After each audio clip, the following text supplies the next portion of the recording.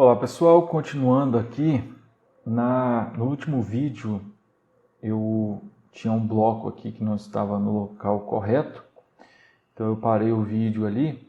Eu falei sobre colocar os termos em ordem crescente em uma lista utilizando esse comando, então esse comando aqui é muito interessante, tem várias situações em que ele pode ser muito útil. E para fechar listas, você pode ter uma lista de listas. Então aqui eu tenho uma lista de 3 listas. E aí se eu der um print A, eu tenho isso daqui, que é uma lista de listas. E para acessar um elemento, aqui se eu der um print apenas em A1, eu vou ter uma lista, que é essa daqui de baixo. Deixa eu comentar isso daqui. Eu vou ter uma lista. E para acessar uma componente, se eu quero apenas um número, eu tenho que dizer qual é a componente que eu quero. Então A1, eu vou pegar essa lista aqui, que é a lista 1, essa é a 0, essa é a 1 e essa é a 2.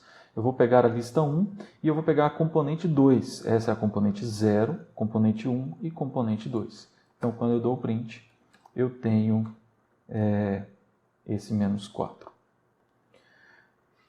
Então, isso é um pouco sobre listas. As tuplas são muito parecidas com as listas. A maior diferença é que elas não podem ser modificadas. Então é interessante utilizar uma tupla no código quando uma variável não puder ser modificada. Quando você define uma variável e você não quer que ela seja modificada dentro do seu programa. Isso é importante porque às vezes ali no código você pode, por acidente, sem querer, modificar uma variável. E às vezes você não queria ter modificado essa variável. Então você já define ela como sendo uma tupla. E aqui nós temos a tupla definida entre parênteses, também com uma vírgula separando. Eu posso ter diferentes tipos de variáveis. Está aqui 1, 4, 9 e 2 traços. Note que 9 não é um inteiro. 9 é uma string, é o caractere 9. Então não é um inteiro. E para acessar os elementos é utilizada a posição do elemento entre colchetes, assim como no caso das listas. Então está aqui o elemento 2, não é o inteiro 9, é um caractere 9, e aqui os 2 traços. Ao tentar modificar uma tupla, ocorre um erro. Então aqui eu quero modificar o elemento 1, eu quero transformar isso daqui, esse 4 em 10, e aí eu vou ter um erro. Aqui é interessante que o Python ele te mostra o tipo de erro, é um type error, e ele te dá algumas dicas. Então aqui ele vai te falar mais ou menos o que está acontecendo. O objeto não suporta atribuição, então ele não pode ser modificado. Por fim, nós temos os dicionários. Eles armazenam valores com suas respectivas chaves. Então, no dicionário você vai entrar com o valor e com a chave para aquele valor. Então, por exemplo, aqui eu quero escrever aluno e matrícula. Eu quero um dicionário com o nome do aluno e a matrícula. Então, eu coloco aqui o nome, 2 pontos e a matrícula. Então, está aqui o nome e a matrícula.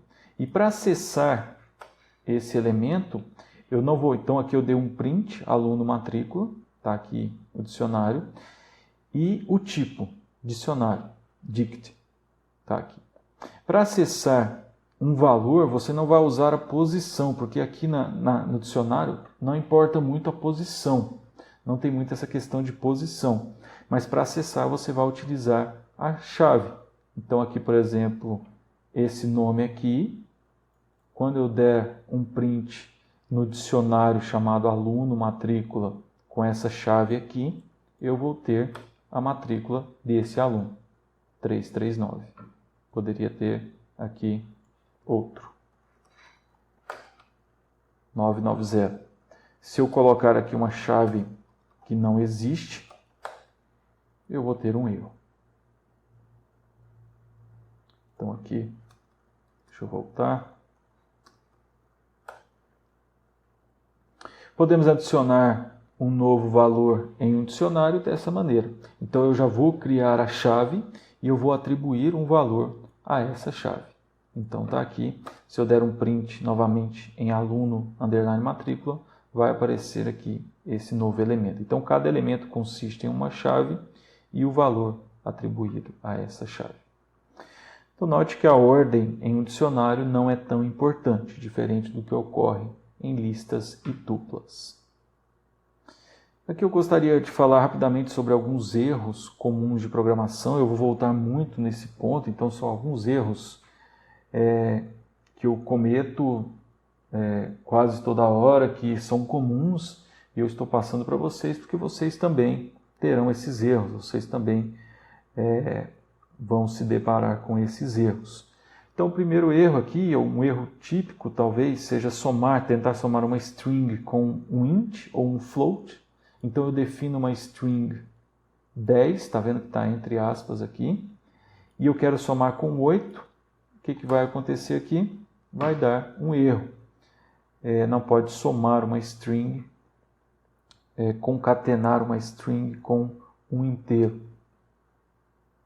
Só pode concatenar string com string.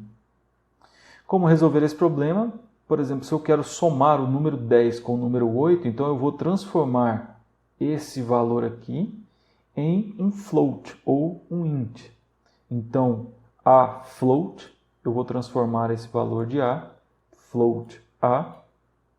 Aqui, por exemplo, se eu der um print, primeiro eu estou dando um print aqui nesse a, é o string 10. Se eu der um print aqui no a float, a underline float vai aparecer 10.0 e agora sim eu posso somar a float com b e vai aparecer um print c aqui que é 18. Por outro lado, podemos somar int e float. O Python transforma o resultado automaticamente em float. Então aqui, por exemplo, estou somando 1 com 2.0. Estou somando o inteiro com um float number. Resultado 3.0. Python transformou automaticamente em float. O segundo erro que eu acho que é muito comum aqui, e a gente vai trabalhar com matrizes, e eu acho que esse erro aqui vai aparecer bastante também, é tentar acessar uma posição de uma lista que não existe. Então aqui eu estou definindo uma lista A, ela tem 4 elementos, ou seja, as posições vão de 0 a 3. Então aqui se eu der um print 3, tudo bem, ele vai me devolver o 28. E se eu der um print 4, ele dá um erro. Ele tenta buscar na memória o local onde foi armazenado esse A4, mas esse local não existe. Então, aqui ele te dá um erro. Em algumas linguagens de programação, ele vai buscar na memória, por exemplo, se você tem uma matriz definida, uma matriz A e depois uma matriz B, se você tenta acessar o elemento depois do último elemento da matriz A, talvez ele entre na matriz B. Isso é um grande problema também. Aqui no Python não, aqui no Python ele já dá um erro, isso daqui é bom. Esse erro aqui é ótimo que aconteça, porque você vai ver que realmente você está tentando acessar um valor que não é aquele valor desejado. Ocorreu algum erro aí, pode ter algum erro no loop. A gente vai ver isso com mais calma.